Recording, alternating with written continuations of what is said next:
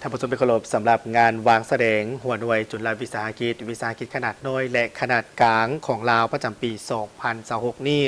ถือว่างานในครั้งนี้จะเป็นบอนทดสอบความอาจสามารถและเป็นเวทีในการแสดงพลังของหัวหน่วยธุรกิจภายในเพื่อที่จะรองรับเอาทิศทางนโยบายใหม่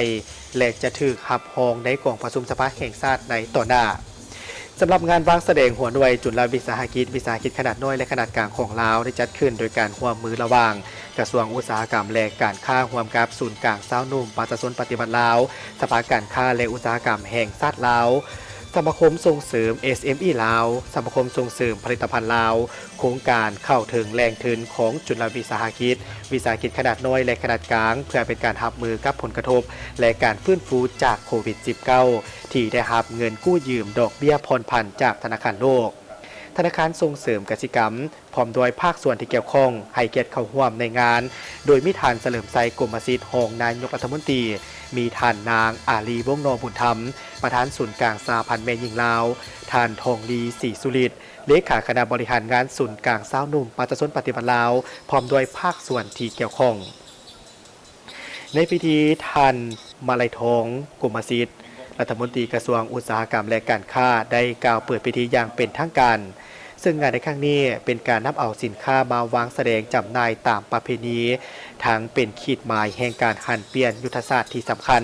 เป็นการเริ่มต้นจัดตั้งผันขยายแผนพัฒนาเศรษฐกิจสังคมแห่งชาติครั้งที่10ของรัฐบาลให้เกิดเป็นรูปธรรมในภาคตัวจริง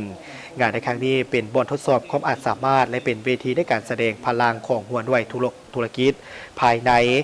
ซึ่งภายในงานจะได้มีการหับรองเอาทิศทางนโยบายใหม่ที่จะถูกหับรองในกองประชุมสภาแห่งชาติในต่อหน้าสำหรับงานวางแสดงหัวหน่วยจุลวิสาหกิจขนาดน้อยและขนาดกลางของลาวประจำปี 2026 นี้เป็นการสร้างเวทีเพื่อเป็นการยกบทบาทสำคัญในการส่งเสริมให้บรรดาหัวหน่วยจุลวิสาหกิจขนาดน้อยและกลางของลาวได้มีโอกาสในการสร้างความเข้มแข็งโดยผ่านงานวางแสดงระดับชาติถือเป็นกำลังแห่งที่สำคัญในการขับเคลื่อนการเติบโตเศรษฐกิจของลาวเกือบ 99 ส่วนห้อยของทุกแขนงการผลิตและการบริการของวิสาหกิจทั้งหมดและมีบทบาทสำคัญในการสร้างเวทีงานทำการพัฒนาธุรกิจในนวัตกรรมใหม่ในขบวนการผลิตการปรุงแต่งและการค้าซึ่งงานดังกล่าวนี้จะเป็นการเต้าหู้บรรดาหัวหน่วยจุลวิสาหกิจขนาดน้อยและกลางจากนครหลวงและบรรดาแขวงในขอบเขตทั่วประเทศข้างทำอิฐมานำเสนอและโฆษณาข้อมูลข่าวสารการผลิตการบริการก็คือผลิตภัณฑ์สินค้าโดยผ่านงานดังกล่าวนี้เป็นการโฆษณาการวางแสดง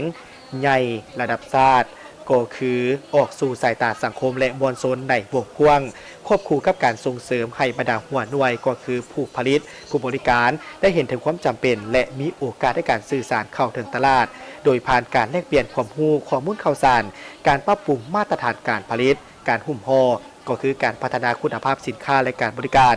เปิดช่องทางการพัฒนาและการร่วมมือธุรกิจยัดแยงการลงทุนและการค้าการเข้าถึงแรงทุนการขึ้นสู่การเชื่อมโยงของตรงสู่การผลิตและการสร้างมูลค่าเพิ่มในภาคพื้นและสากลทั้งเป็นการอำนวยความสะดวกในการปรึกษาหารือโดยเฉพาะก็แม่น